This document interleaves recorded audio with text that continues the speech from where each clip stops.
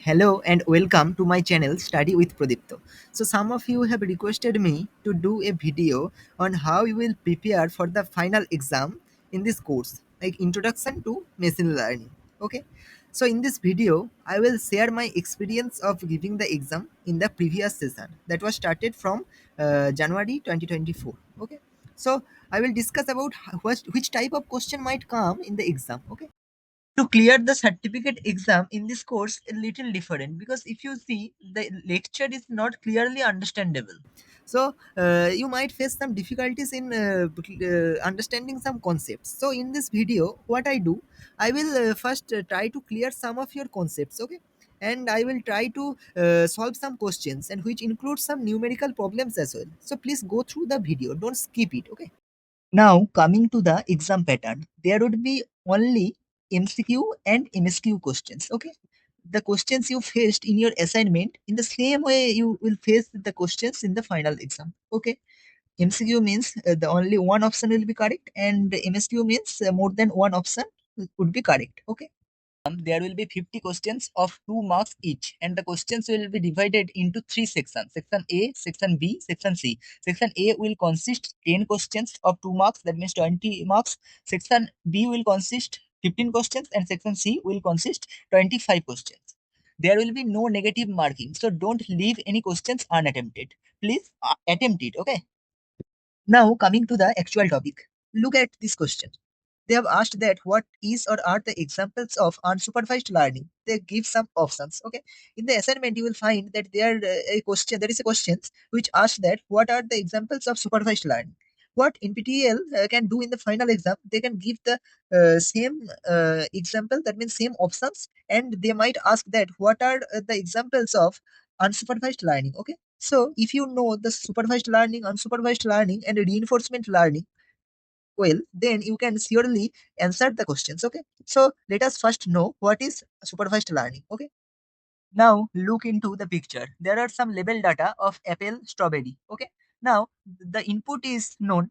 Now the output is also known. That means it will be from apple or strawberry. Okay, that means when the inputs and outputs are known and the input data are labeled, then that is called supervised learning. Okay, and we have to know that the supervised learning is of two types. One is classification and the other is regression. Later on, we will discuss what is classification and what is regression. Okay. Now, in the unsupervised machine learning, the inputs data are known, but the outputs are not known, and also the input data is unlabeled. Okay. Now, where the input data are unlabeled, we can say that it is unsupervised learning problems. Okay, that means we have to categorize from the unlabeled data. Okay, and also we have to clustering it. That means when there is a problem of clustering, okay, that means from some things, from some data we have to cluster the output. That means it is an example of unsupervised learning. Okay, now in the reinforcement learning, the agent will do some actions in the environment, and for that action the state will change or the agent might get some rewards, and by this the agent will learn. Okay, and the policy will be updated. Now coming to the question, which of the followings are unsupervised learning? Now, the first option is grouping documents into different categories based on their topics. Okay. That means the topics are not known. That means the topics are input, but which topics? There might be 100 topics or 200 topics or 1000 topics. Okay. So the topics are not known. That means the data, the input data is unlabeled. And from this data, we have to group the documents. Okay. That means it is an example of unsupervised learning. Okay.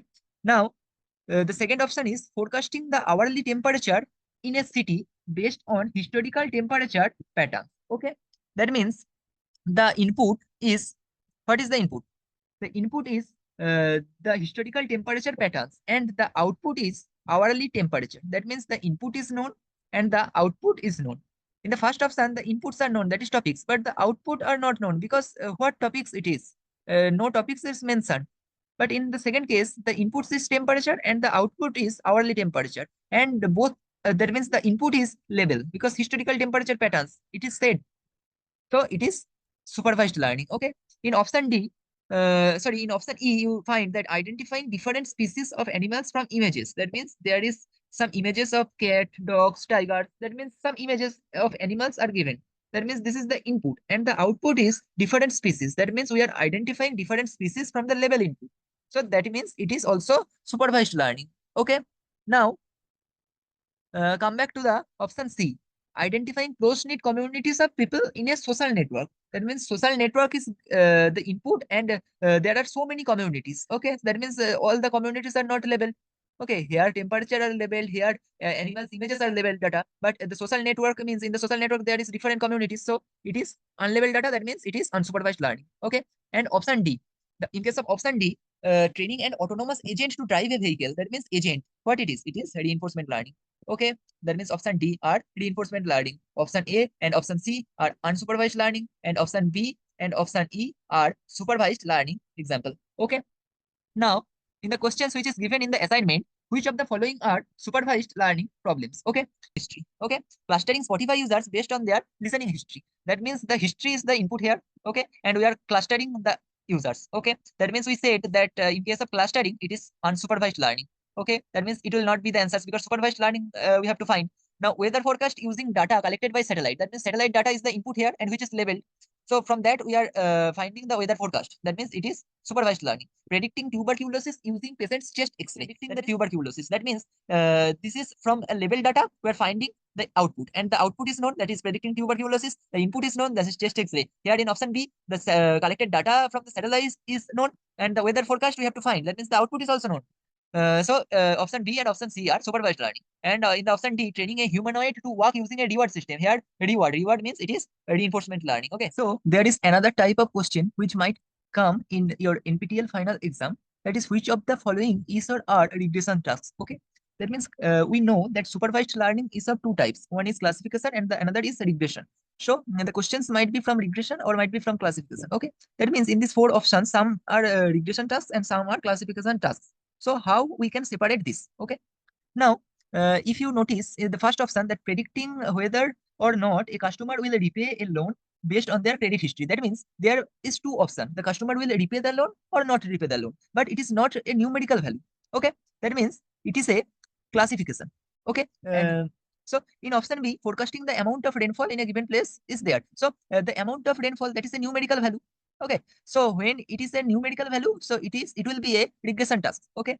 Now in option C, it is said that identifying the types of crops from aerial images of farms. That means there is there are different types of crops like rice, like wheat, like corn. So from those crops, we will select the crops. That means we will identify the crops. Okay, that means it will not a numerical value. The name of the crop or types of the crops is not a numerical value. So it is a classification task. Okay, now predicting the future price of the stock. That means future price. Okay, future price means it is a numerical value. So it is another regression task. Okay, so your answer will be option A and C are classification tasks as they predict categorical variables, and option B and D are regression tasks because they predict numerical variables. Okay, so in these numerical questions, k value is given as 3, and we have to find the prediction for a new data point 2 comma 3. Okay, here 2 comma 3 means x1 value is 2 and x2 value is 3. Okay, and these are the points 2 comma 5, 5 comma 5, 3 comma 3, 6 comma 3, 2 comma 2, and 4 comma 1. Okay, we have to find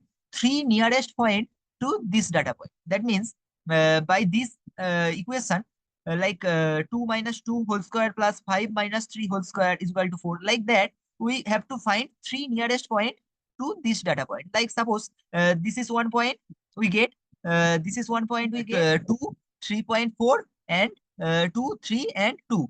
Okay, so these 3 points we get.